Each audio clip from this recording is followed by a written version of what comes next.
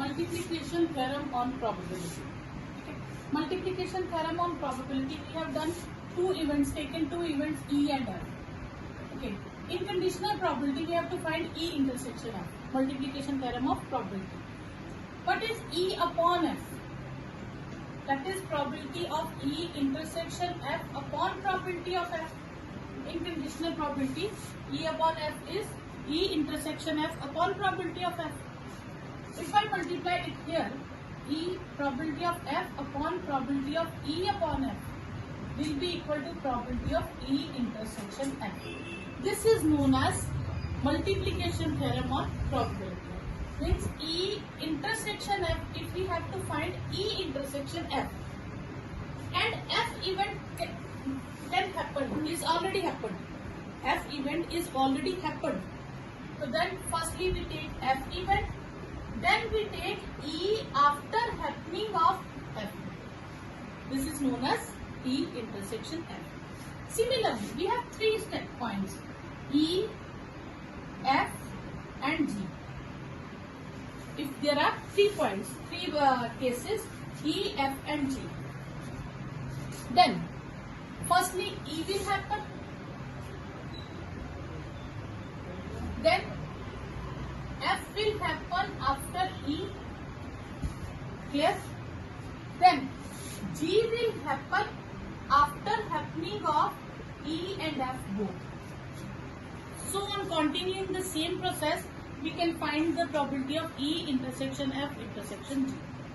Same way, if I have 4 cases E, F, G, H, we will take E, then F, E has happened, then G, E and F has happened, then H, E, F and G has happened. Clear? Now, in second exercise, we will discuss about independent events.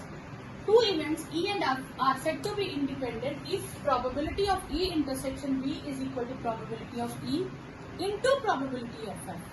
Then they are known as independent events. Okay, we have done probability of E intersection F. Firstly, probability of E and F, one already E has happened. We have done this in multiplication theorem. अभी हमने करा ना multiplication theorem में कि ये formula करा था, ठीक है? अब अगर E और F इंडिपेंडेंट है, मतलब E के अक्कर करने का F पे कोई इफेक्ट ही नहीं पड़ता, तो फिर मैं इसको हटा भी सकती हूँ क्योंकि F पे कोई इफेक्ट ही नहीं पड़ेगा. तो जब इफेक्ट ही नहीं पड़ेगा तो इंटरसेक्शन की प्रोबेबिलिटी उनके प्रोडक्ट की प्रोबेबिलिटी के इक्वल हो जाएगी. Clear? If two events independent है, देन एक का अक्कर करने का दूसरे पे कोई इफेक्ट नहीं पड़ रहा. तो ये जो हमने अभी कंडीशनल प्रोबेबिलिटी में लिखा था, तो हमने लिखा था कि जो ऑलरेडी अक्कर कर चुका है हम उसको अपॉन में लिखते हैं. अब इसका कोई इफेक्ट ही नहीं है तो हम इसे हटा देंगे तो बन जाएगा इंडिपेंडेंट इवेंट का केस. क्लियर? तो ये आपने एक चीज याद रखनी है. अब अगर E एंड F इंडिपेंडेंट है, ठीक है, तो probability of E not and F not, ये भी probability of E not into probability of F not के इक्वल होगी अगर E और F इंडिपेंडेंट है. नेक्स्ट, अगर E एंड F इंडिपेंडेंट है तो E इंटरसेक्शन F नॉट ये भी इंडिपेंडेंट होंगे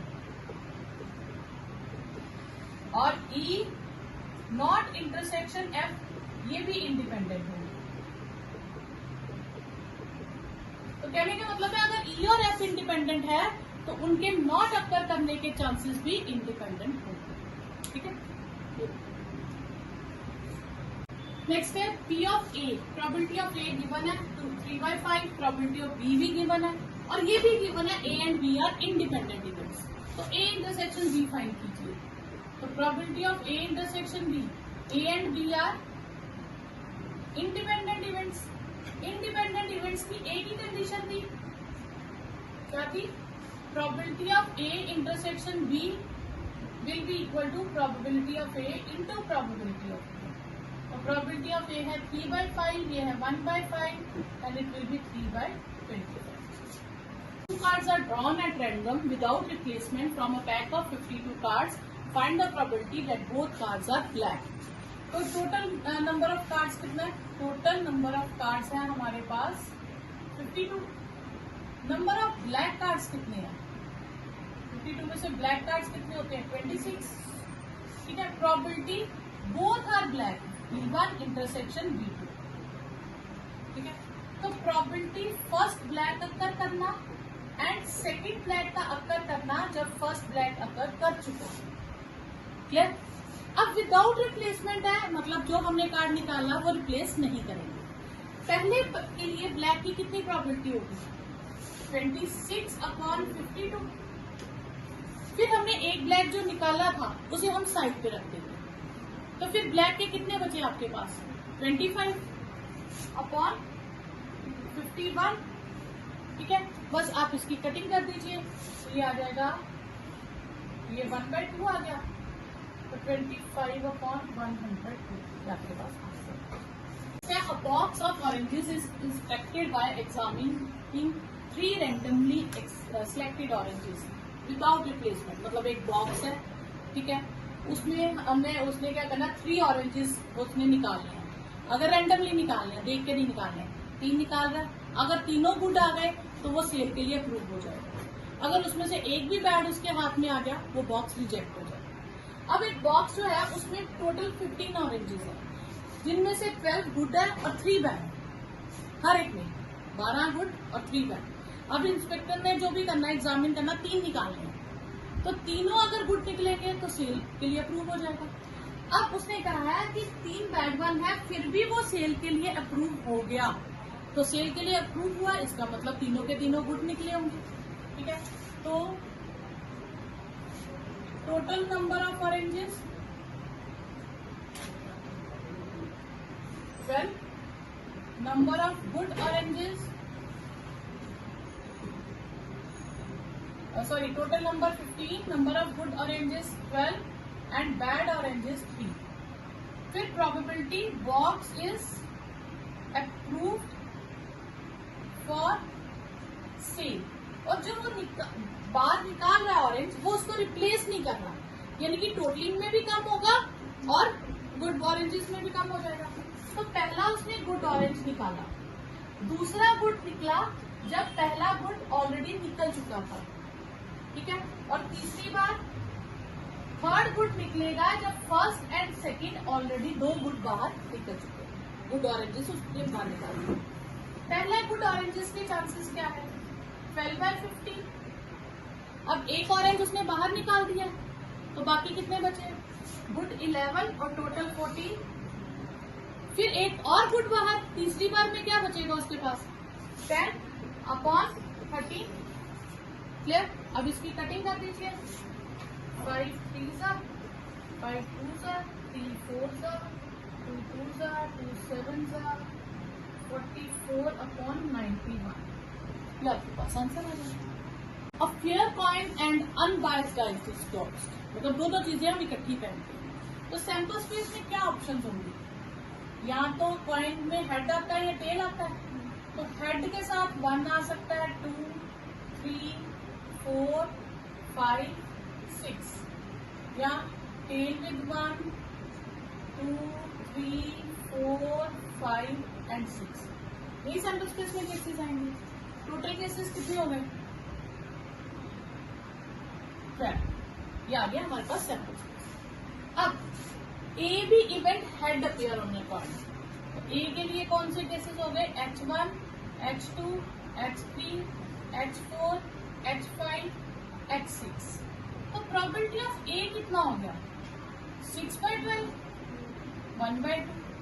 बी क्या हमारे पास? 3 ऑन अ डाई, तो वो क्या आ गया? H3 और T3। तो प्रोबेबिलिटी ऑफ बी कितना हो गया? 2/12, 1/6। क्लियर? फिर E intersect A intersection B find करेंगे। इन दोनों में कॉमन क्या है? H और H3, बस ये कॉमन है। तो probability of A intersection B निकालेंगे, 1/12 आ जाएगा। एक ही केस आया। अब हम probability of A into probability of B करेंगे, 1/2 इंटू 1/6। ये भी कितना आ गया? 1/12। तो probability of A intersection B जो है वो probability of A into probability of B के बराबर आ गया। और ये कंडीशन किसके लिए होती थी? इंडिपेंडेंट के लिए। तो therefore A and B are independent events. Clear? A die marked 1, 2, 3 in red. तो 1, 2, 3 पे हमने रेड कलर कर दिया और 4, 5, 6 पे हमने ग्रीन कलर कर दिया. तो सैंपल स्पेस में क्या होगा पहले, तो सैंपल स्पेस आपके पास क्या आ जाएगी, ठीक है. सैंपल स्पेस 1, 2, 3 पे हमने किया रेड, क्या किया, read with 1, read with 2, read with 2, ठीक है. रेड कलर के ये 3 हो गए. 4, 5, 6 पे हमने क्या किया, ग्रीन, ठीक है. Green with 4, green with 5 and green with 6. ये आ गए हमारे पास. क्लियर. अब आपके पास आ गया A B event, number is even. A में क्या आएगा आपके पास, R2, G4, G6. ये ए में आ जाएगा. प्रोबेबिलिटी ऑफ ए क्या आ जाएगी, 3/6, 1/2. बी में आपके पास क्या आया, बी में आया number is red, R1, R2, R3. तो बी की प्रोबेबिलिटी क्या हो गई, 3/6, 1/2. क्लियर. अब इंटरसेक्शन करते हैं, ए इंटरसेक्शन बी. इनमें कॉमन क्या है, सिर्फ R2 कॉमन है. तो probability of A intersection B क्या है, 1/6. तो probability of A into probability of B किया हमने, वो आया 1/2 इंटू 1/2, 1/4. तो probability of A into probability of B is not equal to probability of A intersection B. Therefore, A and B are not independent events. E की probability given है, F की given है, intersection की given है, और आपको check करना है कि इंडिपेंडेंट है कि नहीं. अब आप E की गिवन है 3/5, F की गिवन है 3/10 और इंटरसेक्शन की गिवन है 1/5. तो probability of E into probability of F करके देख लेते हैं. 3/5 into 3/10, 9/50. That is not equal to 1/5, मतलब not equal to probability of intersection F. Therefore, E and F are not independent events. Question है A and B are two independent events. अगर independent events है और साथ में probability of A हमें दिया 0.3, probability of B दिया 0.4. A and B are independent events. Independent events है तो इंटरसेक्शन की प्रोबेबिलिटी किसके इक्वल हो जाएगी, उनके प्रोडक्ट के equal. Probability of A into probability of B. तो 0.3 इंटू 0.4 दैट इज 0.12. ये आपके पास फर्स्ट पार्ट आ गया. सेकेंड, अब यूनियन फाइंड करो. ए यूनियन बी की प्रोबेबिलिटी हो जाएगी probability of A plus probability of B minus probability of A intersection B. A की है 0.3, बी है 0.4 माइनस 0.12. 0.7 में से 0.12 माइनस करेंगे तो 0.58 आ जाएगा. थर्ड पार्ट है probability of A upon B find करो. तो वो हो जाएगा probability of A intersection B upon probability of B. Intersection की प्रोबेबिलिटी कितनी आई है, 0.58. सॉरी, ए अपॉन बी का फॉर्मूला आ जाएगा probability of A intersection B upon probability of B. Intersection की प्रोबेबिलिटी है 0.12 अपॉन प्रोबेबिलिटी ऑफ बी है 0.4. तो ये हो जाएगा हमारे पास 43/8 4 10 0.3 आ जाएगा. ठीक है, ये आपके पास आ गया 0.3. फिर probability of B upon A निकाल लो. वो फॉर्मूला क्या हो जाएगा, probability of A intersection B upon probability of A, 0.12 upon 0.3 और 12 अपॉन 30, 6 2 था 6 5 था, तो 2/5 आंसर आ गया। नेक्स्ट है 9th question, A and B are two events such that probability of A is 1/4, probability of B is 1/2 and probability of A intersection B is 1/8. हमें find करनी है probability of not A and not B. Let's हमें probability of A given है 1/4, probability of B given है 1/2 और probability of A intersection B given है 1/2.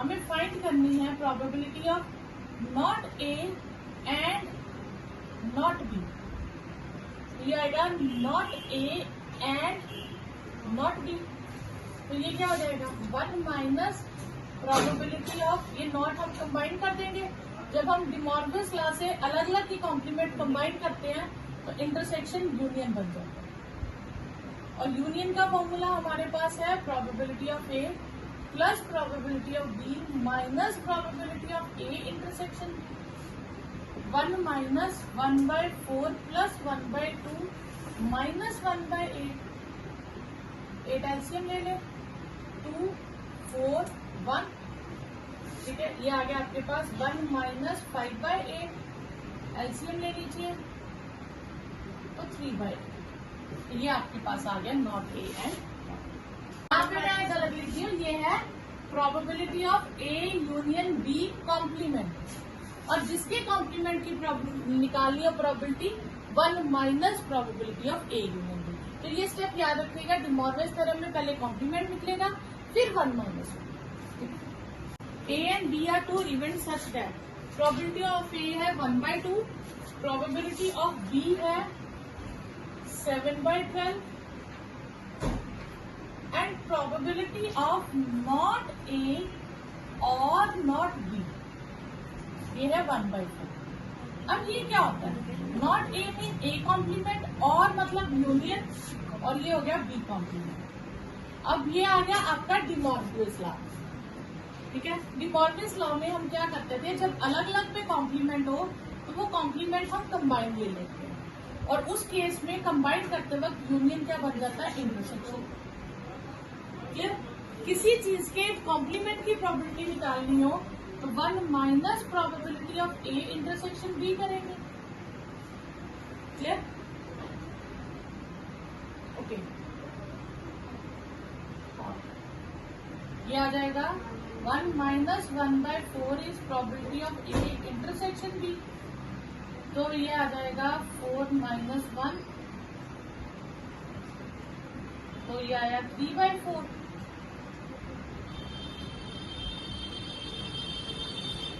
ये आ गया हमारे पास, ठीक है। अब हमें फाइंड क्या करना है, चेक करना था इंडिपेंडेंट है या नहीं, तो अब हम probability of A into probability of B करते हैं, 1/2 इंटू 7/12, ये 7/24 हो जाएगी, ठीक है, तो ये दोनों इक्वल है। अब कई बार आपको फ्रैक्शन में ये भी कंफ्यूजन हो सकती है, इक्वल है या नहीं, फ्रैक्शन है डेसिमल निकालोगे, अब क्या करोगे, एक नंबर है 3/4, एक नंबर है 7/24, अब इनको क्रॉस मल्टीप्लाई कर दो, ये दोनों आंसर्स इक्वल नहीं आएंगे तो ये फ्रैक्शंस भी इक्वल नहीं, ठीक है, तो probability of A intersection B is not equal to probability of A into probability of B, therefore A and B are not independent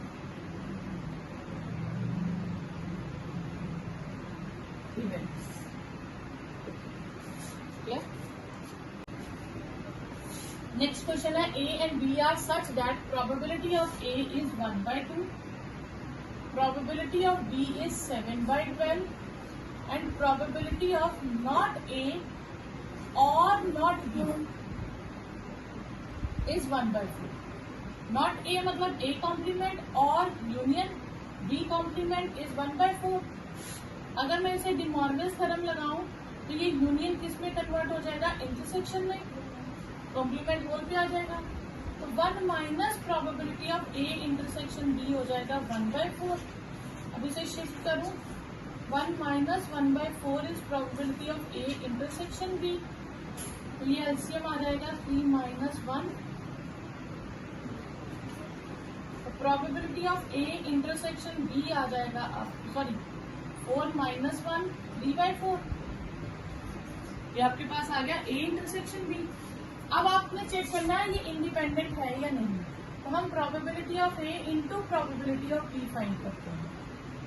तो ये आ गया 7/24. अब इंटरसेक्शन की प्रोबेबिलिटी और ये प्रोडक्ट की प्रोबेबिलिटी इक्वल नहीं है, तो फिर probability of A intersection B is not equal to probability of A into probability of B. Therefore, A and B are not independent.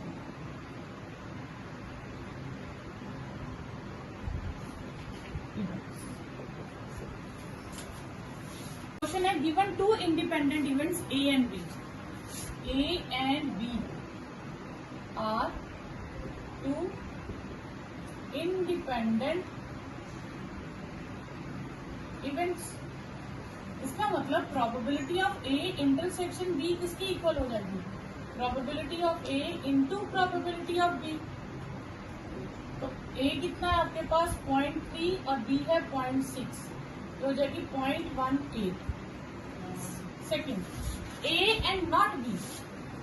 Probability of A and not B, इसे हम लिखते हैं A and not B. B पे complement. तो इसका formula आता है probability of A minus probability of A intersection B. Clear? Not B. A की है 0.3 माइनस 0.18, ये आएगा 0.12. 3 को 30 बना दीजिए, 3 को 30 बनाइए, 3 0 बना दीजिए, फिर 3 0 में से 18 माइनस कर दीजिए. थर्ड पार्ट, प्रोबेबिलिटी ऑफ ए और बी. और को हम क्या लिखते हैं? यूनियन. तो वो हो जाएगा probability of A plus probability of B minus probability of A intersection B. A का क्या है? 0.3 प्लस 0.6 माइनस 0.12.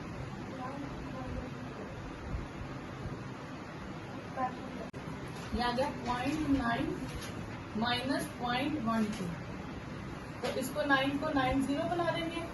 ठीक है, और 1 इंटरसेक्शन है 1/8. ठीक है, इसे माइनस कर देंगे ए यूनियन बी. ठीक है, तो ए यूनियन बी से माइनस करेंगे तो 0.72 आ जाएगा. फोर्थ पार्ट है neither A nor B. तो ये आ जाएगा A not and B not. तो डी मॉर्गन थ्योरम से ये A यूनियन B कॉम्प्लीमेंट हो जाएगा. तो 1 minus probability of A union B, 1 minus A और B. A यूनियन B का आंसर है, ये हमने यहाँ पे फाइंड किया 0.72. तो ये यहाँ लगा देंगे 0.72. तो ये 0.18 आ गया. 72 में 28 आ गया. ठीक है, प्लस अब ये क्वेश्चन है a dice thrown toss thrice find the probability of getting odd number at least once. कम से कम एक बार ऑड आए. तो इस क्वेश्चन को हम दो तरह से कर सकते हैं. मैं आपको दोनों मेथड बताती हूँ. फर्स्ट मेथड है, अगर हम डाई थ्रो करेंगे तो सैंपल स्पेस में आएगा 1 2 3 4 5 6 और ऑड नंबर में आ जाएगा आपके पास लेट ए बी इवेंट और ऑड नंबर. तो ए में आपके पास आ जाएगा 1 3 और 6. प्रोबेबिलिटी ऑफ ए क्या हो जाएगा 3/6 दैट इज 1/2. ठीक है, probability of at least one die shows odd. ठीक है, अब इसके बहुत सारे केसेस बन जाते हैं कि आपके पास सिर्फ एक बार ऑड आए, बाकी दो में ऑड ना आए. ठीक है, तो ये ए नॉट. ठीक है, ऐसे 3 केसेस बनेंगे. बीच में भी आ सकता है ए नॉट ए और ए नॉट, और एक आपके पास बन जाएगा ए नॉट एंड प्रोबेबिलिटी। इसको लेके आपके पास 3 केसेस होते हैं। फिर हो सकता है 2 डाइस में ए आए और एक में ना आए, और इसके भी 3 केसेस बनेंगे। ये सेंटर में और यहाँ स्टार्टिंग में आ जाए। Probability of A not a plus probability of A not a और ए, ठीक है। और एक केस आएगा कि तीनों में ही ए ऑड आ जाए। क्लियर? अब हर एक की प्रोबेबिलिटी, अब ए की भी 1/2 है और नॉट ए की भी 1/2 है, तो सब में 1/2 1/2 1/2 ही आएगा। तो कितने केसेस बने? 1 2 3 4 5 6 और 7 केसेस बने। तो 7 टाइम्स 1/2 1/2 1/2 आ जाएगा, दैट इज 7/8। क्लियर? क्योंकि हर एक की 1/2 1/2 1/2 है, यस की भी और नो की भी, तो इतना सारा हम दोबारा तो लिखेंगे नहीं, तो 7/8 है। अब दूसरा केस क्या है? दूसरा मेथड क्या है? Other method. अब ये मेथड बहुत काम आता है जब एटलीस्ट वाला क्वेश्चन है, बहुत सारे केसेस आ जाएं और कहें at least one of them will solve the question, या at least one died got odd number, कुछ भी जिसमें एटलीस्ट 1 हो वहां ये मेथड लगेगा, और एटलीस्ट 2 एटलीस्ट 3 के लिए नहीं लगेगा, एटलीस्ट 1 के लिए। क्लियर? उसमें हम क्या करेंगे? Probability of at least 1 die shows odd number, ये ढूंढना हमें। अब टोटल कितने केसेस होते हैं? टोटल की प्रोबेबिलिटी 1 होती है, मैंने 1, उनमें से मैंने कौन से केसेस, आप देखो तो मैंने ये सारे केसेस लिखे हैं, मैंने कौन सा केस छोड़ा है? कम से कम 1 बार ऑड आए, 2 बार ऑड आए, 3 बार ऑड आए, तो मैंने केस कौन सा छोड़ा कि ऑड आए ही ना, सिर्फ एक ही केस छोड़ा है। और टोटल प्रोबेबिलिटी हमेशा 1 होती है, तो 1 में से मैं लिख दूंगी नन इज ऑड, कोई भी ऑड ना आए, ठीक है। तो 1 माइनस तीनों में ऑड ना आए, 1 minus 1/2 into 1/2 into 1/2 1/8 that is 7/8। तो ये दूसरा मेथड। तो आप कोशिश करना एटलीस्ट 1 पे आप यही मेथड है। क्लियर? यहाँ मैं गलती से 6 लिख गई हूँ, ये 5 है, बाकी सारा क्वेश्चन सेम है, ठीक है। यहाँ 1 3 5 आना है, मैंने 6 लिख दिया। 2 balls are drawn at random with replacement, मतलब हम इसको डाल रहे हैं, ठीक है, वापस डाल रहे हैं तो इंडिपेंडेंट इवेंट्स हो जाएंगे। Bag containing, box containing 10 black balls, तो number of black balls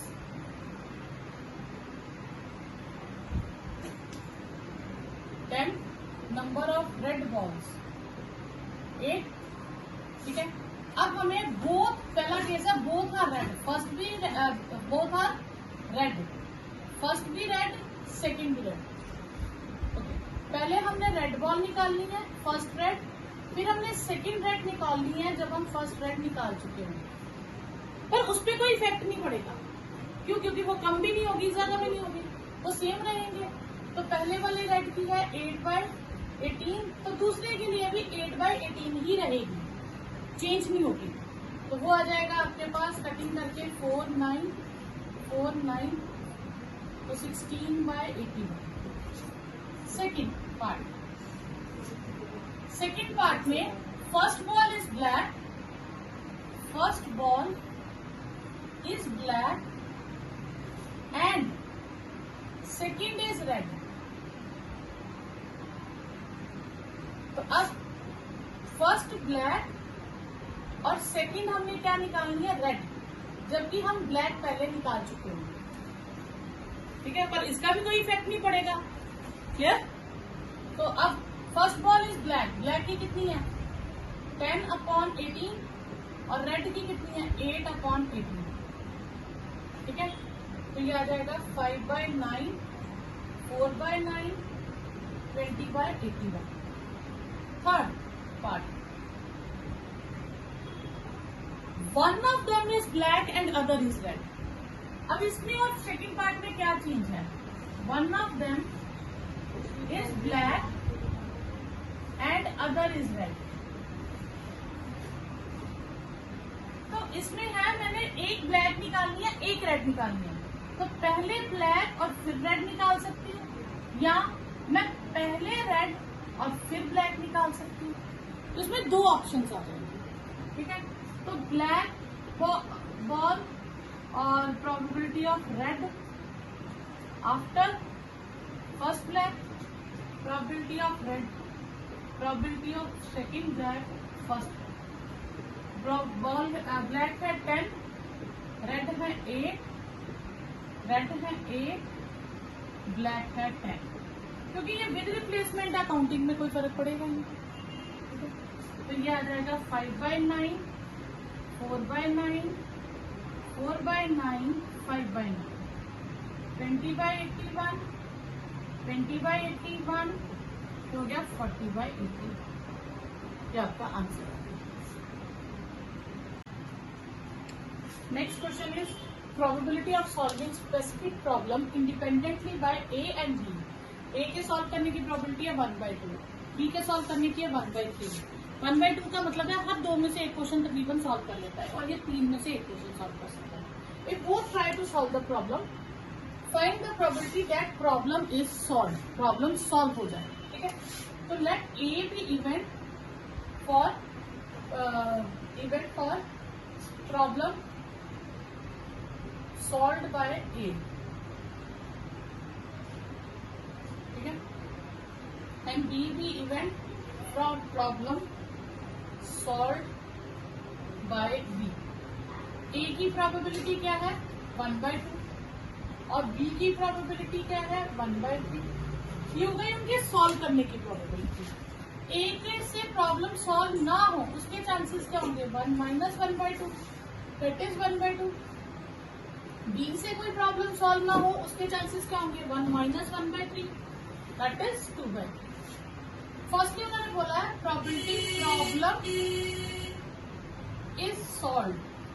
problem solve हो गई, तो ये इसके क्या होगा कि ए से सॉल्व हुई और बी उसको नहीं कर पाया, तो प्रॉब्लम सॉल्व हो गई. या ए नहीं कर पाया और बी ने कर ली प्रॉब्लम सॉल्व, तो या दोनों ने कर ली प्रॉब्लम सॉल्व. प्रॉब्लम सॉल्व, जैसे टीचर ने आपको काम दिया, 2 स्टूडेंट है, कल करके आना, सॉल्व करना. हो सकता है पहले से सॉल्व हो, दूसरे से नहीं हो, तो आके उन्होंने डिस्कस कर लिया, ओके मैम क्वेश्चन सॉल्व हो गया. हो सकता है दूसरे ने सॉल्व कर लिया, पहले ने ना किया. हो सकता है दोनों से सॉल्व हो गई. ठीक है, अब इसको ऐसे भी लिख सकते हैं, या हम ऐसे भी लिख सकते हैं कि प्रॉब्लम इज सॉल्व. उसकी एक और चांस है, आप ऐसे भी कर सकते हो, 1 - प्रॉब्लम इज नॉट सॉल्व.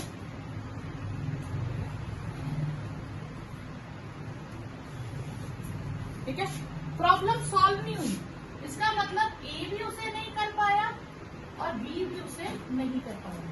आप दोनों में से कुछ भी सॉल्व कर लो, आंसर सेम है.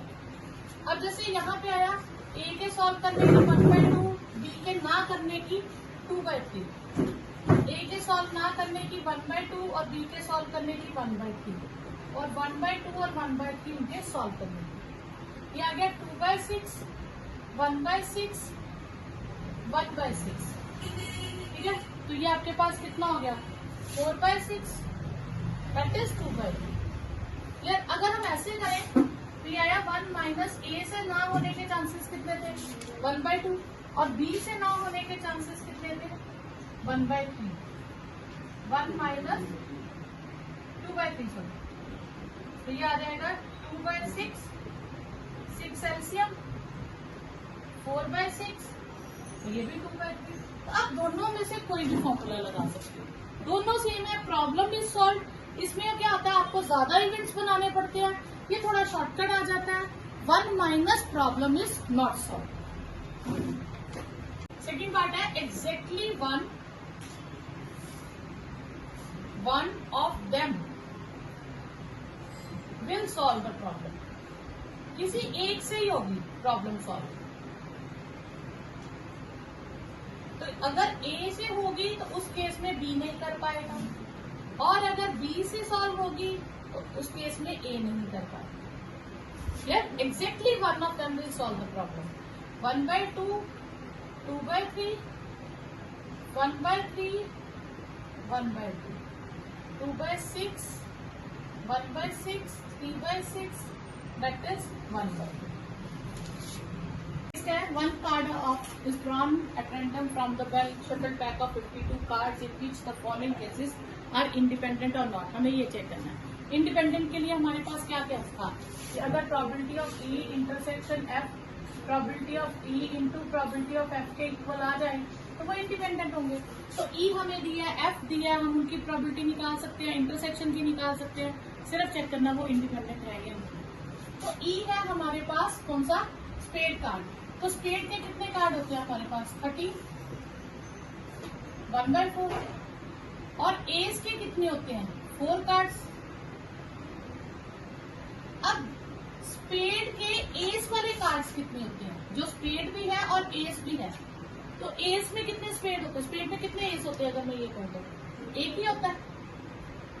क्लियर। अब मैं probability of E into probability of F करती हूँ, तो वो 1/13 इंटू 1/4, 1/52। तो दिस मीन ये किसके इक्वल आ गई, probability of E intersection F के। तो therefore E and F R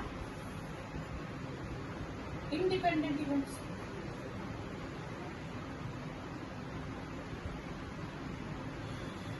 second case में आपको दिया है ई है black card, E card drawn is black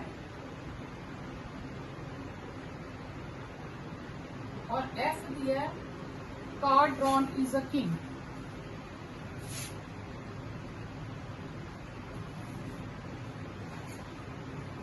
अब ब्लैक के आपके पास कितने कार्ड्स होते हैं, 26 अपॉन 52, 1/2। और किंग के कितने होते हैं, 4/52, 1/13। अब ब्लैक भी हो और किंग भी हो तो वो कितने होते हैं, 2, 1/26। अब probability of E into probability of F कीजिए, 1/2 into 1/13 that is 1/26। Probability of E intersection F के इक्वल आ गई। Therefore E and F R independent events. Third में आपको क्या दिया है, थर्ड है किंग और queen. He is called drawn is a king और क्वीन, ठीक है। और एफ आपके पास है कार्ड इज क्वीन और जैक, इज क्वीन और जैक। किंग और क्वीन, किंग और क्वीन के 8 हो जाएंगे अपॉन 52, 2/13। एफ के क्वीन और जैक वो भी 8 हो जाएंगे, 2/13। फिर जो किंग ई एंड एफ दोनों में है तो क्वीन दोनों में है तो वो 4 कार्ड्स होंगे, that is 1/13। P of E into P of F करें तो 2/13 into 2/13, 4/13। That is not equal to PE intersection F. Therefore, E and F are not independent. Oh, यहाँ 169, 69 events. E and F are not independent events. In a hostel, 60% students read Hindi newspaper. तो इसमें हम मान लेंगे let H B event for student read Hindi newspaper और E B event for student read English newspaper. Clear, पहले हिंदी और English को late करेंगे। फिर 60% स्टूडेंट हिंदी न्यूज़पेपर पढ़ते हैं तो हिंदी की प्रोबेबिलिटी हो गई 60/100, तो 6/10। अभी फिलहाल मैं 10 ही जाने देती हूँ, ठीक है। फिर 40% read English newspaper, 40/100 that is 4/10. And 20 read both Hindi and English. 20/100 that is 2/10. Clear? Probability she reads neither Hindi nor English. तो हिंदी भी रीड नहीं करते एंड इंग्लिश भी नहीं करते. जब दोनों पे कॉम्प्लीमेंट होता है तो हम उसे डिमॉर्गन्स लॉ से कंबाइन कॉम्प्लीमेंट कर देते हैं. हिंदी इंग्लिश का कंबाइन इंटरसेक्शन बन जाता है यूनियन. अब जिसका कॉम्प्लीमेंट की प्रोबेबिलिटी निकालनी हो उसे 1 में से माइनस कर देते हैं. तो यूनियन का फॉर्मूला क्या है? Probability of H plus probability of E minus probability of H intersection E. 1 minus H के है 6/10, 4/10 और 2/10. तो ये आ गया 10, 12, 8/10 दैट इज 2/10. ठीक है. अब प्रोबेबिलिटी आपके पास आ जाएगी इसकी 1/5. परसेंटेज में नहीं निकालनी तो ऐसे ही. ठीक है. अगर इसका क्वेश्चन परसेंटेज में दिया तो आप इसको परसेंट में भी लिख सकते हो कि 20% हो जाएगी प्रोबेबिलिटी. ठीक है. She reads Hindi newspaper. Second part. If she reads Hindi newspaper, find the probability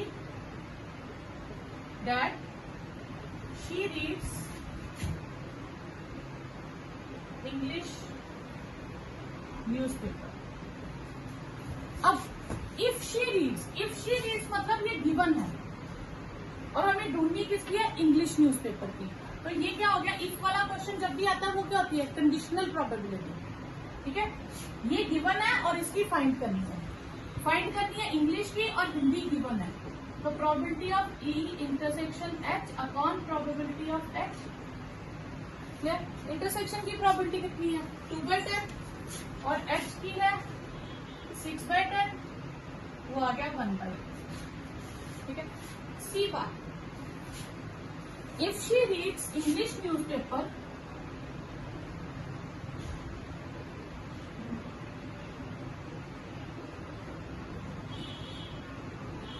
find the probability that she reads Hindi newspaper. ठीक है. तो इस बार गिवन क्या हो गया? इंग्लिश न्यूज़पेपर वो ऑलरेडी पढ़ रही है. तो इंग्लिश न्यूज़पेपर वो पढ़ रही है और हिंदी न्यूज़पेपर की फाइंड करनी है. तो probability of H intersection E upon probability of E हो गया 2/10 और ई की है 4/10, 1/10. अब है probability of obtaining even prime. अब इवन प्राइम कौन सा होता है? 2. मतलब हमारे पास एक ही इवन प्राइम है तो वो है 2. वो कह रहा है even prime on each dies आए, मतलब दोनों डाइज पे 2 आए तो वो तो एक ही केस होता है 2, 2. तो टोटल केस कितने होते हैं? 36. तो फिर प्रोबेबिलिटी ऑफ 2 कितनी आ जाएगी? 1/36. ठीक है. कि इवन प्राइम होता ही है क्या? नहीं तो बच्चे प्राइम ढूंढना शुरू हो जाएंगे, कुछ करेंगे. तो ये होता. अब है A and B are 2 independent events. Independent events है तो हमारे पास क्या हो जाएगा? इंडिपेंडेंट में मैंने आपको कहा था कि probability of A intersection B probability of A into probability of B होती है. दूसरा मैंने लिखवाया था कि अगर 2 इवेंट्स इंडिपेंडेंट है तो उनके कॉम्प्लीमेंट भी इंडिपेंडेंट होंगे. यानी कि probability of A dash into B dash will be probability of A dash into probability of B dash हो जाएगी. ठीक है. तो ये क्या होता है? 1 minus probability of A into 1 minus probability of B. तो ये आपके पास ये वाला ऑप्शन. क्योंकि जो इंडिपेंडेंट होते हैं वो जरूरी नहीं म्यूचुअली एक्सक्लूसिव है. उनकी प्रोबेबिलिटी इक्वल होना भी कोई चांस नहीं है और उनकी प्रोबेबिलिटी का टोटल 1 आए ये भी कोई चांस नहीं है. तो आपके पास यही ऑप्शन है. ठीक है.